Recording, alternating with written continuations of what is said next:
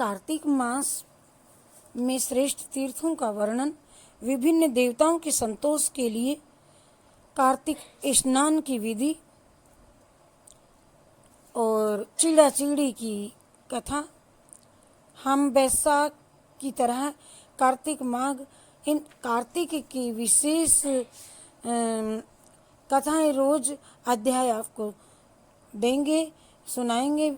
प्रभु की कृपा रही तो कार्तिकेय करिष्यामि प्रातः स्नानम जनार्दन प्रीत्यर्थ तव देवेश दामोदर मया सहा।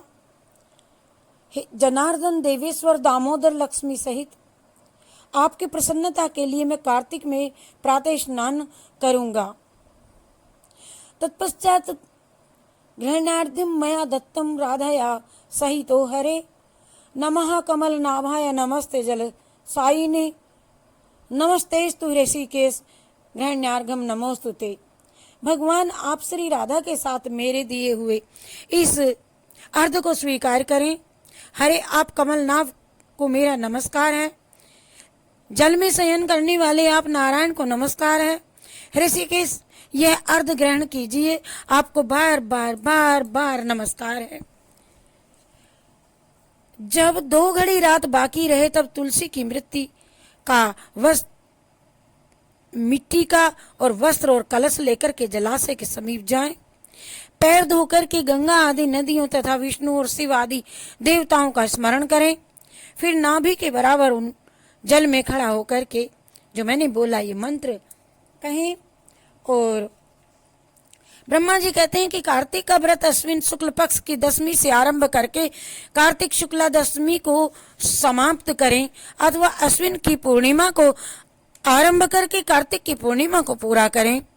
भक्तिमान पुरुष अश्विन शुक्ल पक्ष की एकादशी आने पर भगवान विष्णु को नमस्कार करके उनसे कार्तिक व्रत करने की आज्ञा प्राप्त करे और विधि से कार्तिक व्रत का पालन करे। 12 महीने में मार्गशीर्ष अत्यंत पुण्यप्रद है और उससे अधिक पुण्य फल देने वाला नर्मदा तट पर वैशाख मास बतलाया गया है। उससे लाख गुना अधिक प्रयाग में माघ मास का महत्व है। उससे भी महान फल देने वाला कार्तिक मास है। इसका महत्व सर्वत्र जल में एक सा ही है और एक और सब दान होते हैं व्रत और नियम तथा दूसरी ओर कार्तिक का स्नान तराजू पर रख करके ब्रह्मा जी ने तोला तो कार्तिक का ही पलड़ा भारी रहा। स्नान दीप दान, तुलसी के पौधों को लगाना और सींचना, पृथ्वी पर शयन, ब्रह्मचर्य का पालन, भगवान विष्णु के नामों का संकीर्तन तथा पुराणों का श्रवण, इन सब नियमों का जो भी कोई कार्तिक मास में निष्काम भाव से पालन करते हैं वे ही जीवन मुक्त हैं। यह व्रत भगवान श्री कृष्ण को बहुत ही प्रिय है। सूर्य भक्त, गणेश भक्त, शक्ति उपासक, शिवोपासक और वैष्णव सभी को सब पापों का निवारण करने के लिए कार्तिक स्नान अवश्य अवश्य अवश्य करना चाहिए। सूर्य की प्रीति के लिए जब तक सूर्य नारायण तुला राशि पर स्थित हो तब तक व्रत करना चाहिए। अश्विन की पूर्णिमा से लेकर के कार्तिक की पूर्णिमा तक भगवान शंकर की प्रसन्नता के लिए स्नान करना चाहिए। देवी पक्ष अर्थात अश्विन शुक्ल पक्ष की प्रतिपदा से लेकर के कार्तिक कृष्ण चतुर्दशी की महारात्रि के आने तक भगवती दुर्गा की प्रसन्नता के लिए स्नान करना चाहिए।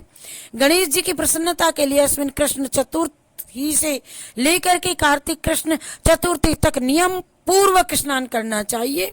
जो अश्विन शुक्ल पक्ष की एकादशी से लेकर के कार्तिक शुक्ल एकादशी तक कार्तिक व्रत की समाप्ति करता है उसके ऊपर भगवान जनार्दन प्रसन्न होते हैं। जो दूसरों के संग वश या बलात् जान करके अथवा बिना जाने ही कार्तिक मास में प्रातः स्नान का नियम पूरा कर लेता है वह कभी यम यातना को नहीं देखता। अथवा जो ब्राह्मण कार्तिक में प्रातः स्नान करते हैं उन्हें ओढ़ने के लिए कंबल या रजाई दे करके स्नान जनित पुण्य फल को प्राप्त करें। और कार्तिक मास में विशेषतया श्री राधा और श्री कृष्ण जी की ही पूजा करनी चाहिए। जो कार्तिक में तुलसी वृक्ष के नीचे श्री राधा और श्री कृष्ण की मृत्यु का निष्काम भाव से पूजन करते हैं, उन्हें जीवन मुक्त समझना चाहिए।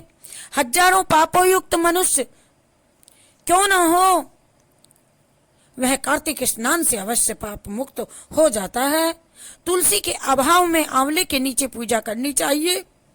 मुख्य पूजा की विधि सूर्य मंडल में करनी चाहिए, अर्थात सूर्य मंडल की ओर देख करके सूर्य रूपी नारायण के लिए पूजनोपचार समर्पित करना चाहिए।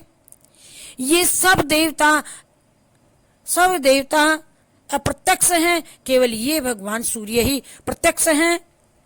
अन्य सब देवता काल के अधीन है, परंतु भगवान सूर्य काल के भी काल हैं।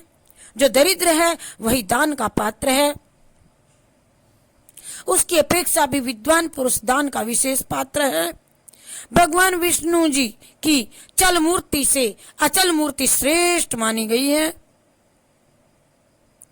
मूर्ति के अभाव में भगवत बुद्धि से पीपल अथवा वट की पूजा करनी चाहिए। पीपल भगवान विष्णु का और वट भगवान शंकर जी का स्वरूप है।